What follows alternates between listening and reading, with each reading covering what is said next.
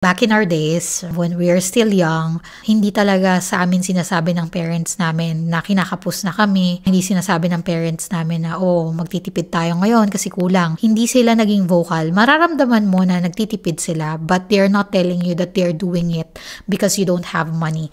Hello everyone, this is me again, Joy Fajardo. Welcome back to our brand new YouTube channel. This is Joy in Alberta.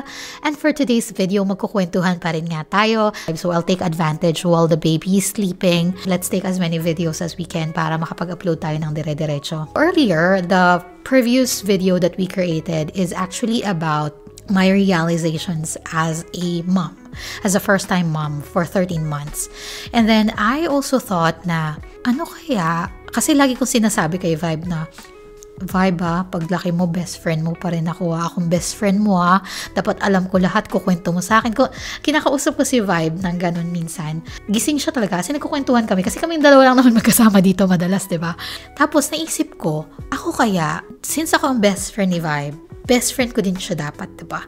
So, pero as a parent, meron ba ang mga parent na dapat hindi sabihin sa mga bata or alam mo yun, yung as a, mo na lang, instinct, as, maternal or paternal instinct mo na lang na, kaya yung mga bagay pagdating ng panahon na hindi ko pala dapat sinasabi kay Vibe o hindi ko sasabihin pala kay Vibe kahit nasabihin ko pa sa kanya na, best friend mo ako Nag-search lang ako guys, yung mga potential na or yung mga bagay na hindi sinasabi sa atin ng mga parents natin. I'll read it out and then I'll say if I agree, if I disagree. Magko-comment lang tayo. And kayo din guys, comment kayo sa baba kung kayo ay nag-agree dito sa mga points na ito. Ito daw ang mga bagay-bagay na hindi sinasabi ng parents sa kanilang mga anak. Number 1 is their own vulnerabilities. Sabi dito, parents often try to appear strong and capable, but they have their own fears, they have their own insecurities and moments of doubt.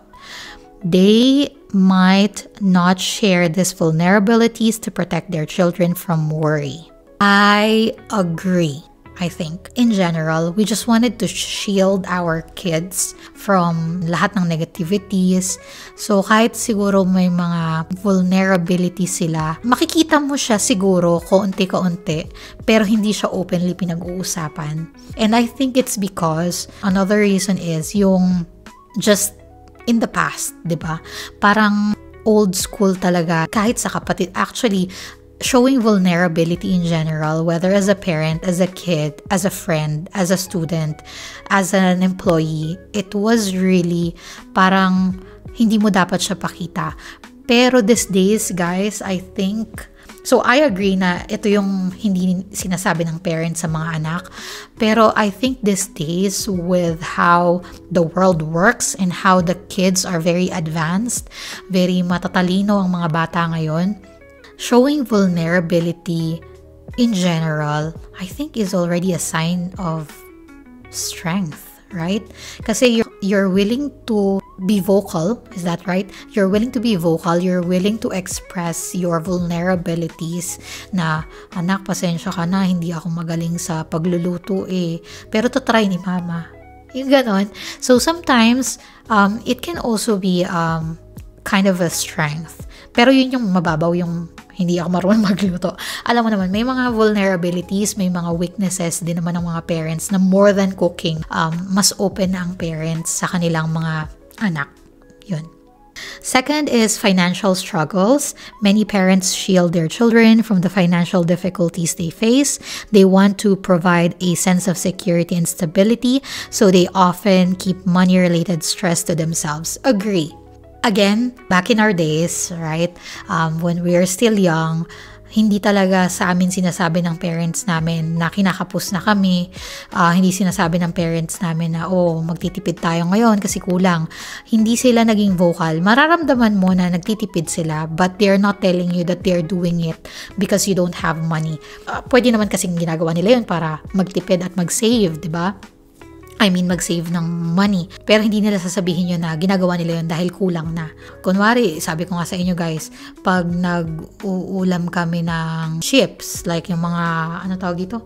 Nag-uulam kami dati na yung mga tigpipiso, mga bangus, Piwi, favorite ko yun guys. Kasi yung piwi parang 6 pesos lang. Tapos, pero hindi ko naman alam na ganun. Actually, hindi ko talaga alam kung yun talaga yung reason kung bakit kami nag-uulam nun. Baka dahil wala kami talaga. Pero hindi ko yun nakita as ganun. Kasi nga, nasasarapan naman ako sa kanya. So, ganun. Si Kiko nga, di ba yung kwento niya sa kape? Nag-uulam siya ng kape before. O, di ba? Pero hindi namin alam na hindi pala yun normal.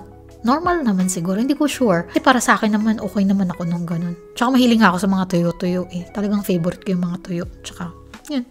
Anyway, before, hindi talaga open ang parents about the financial struggles of family. But again, sa ngayon, ang nakikita ko is mas open na ang parents. I think it's all about the way you say it to your children. Paliliwanag mo lang sa kanila ng maayos and I think they'll understand.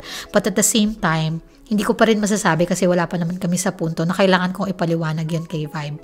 At this point talaga is lahat ng maibibigay kay Vibe na alam kong kailangan niya ibibigay ko. Teach her the importance of valuing money.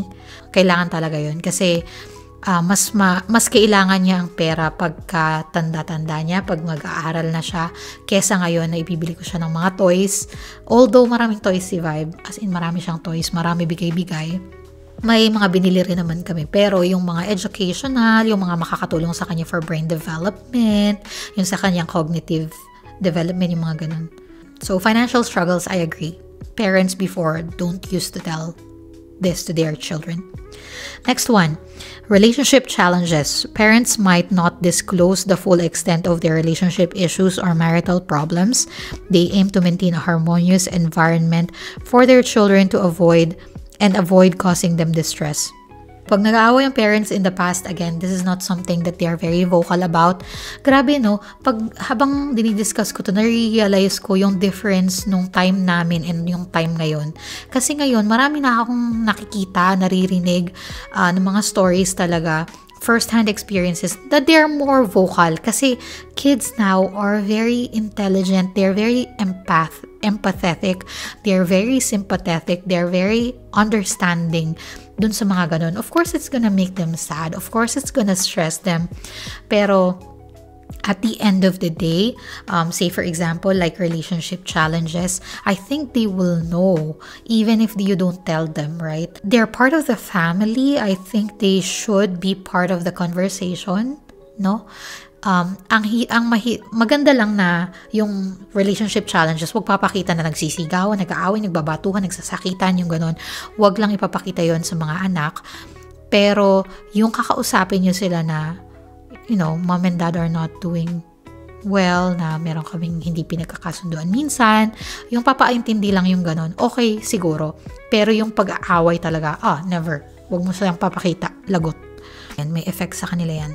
Past mistakes. Parents have their own histories and have past mistakes that they might not share. They prefer to focus on guiding their children towards making better choices without revealing their own missteps.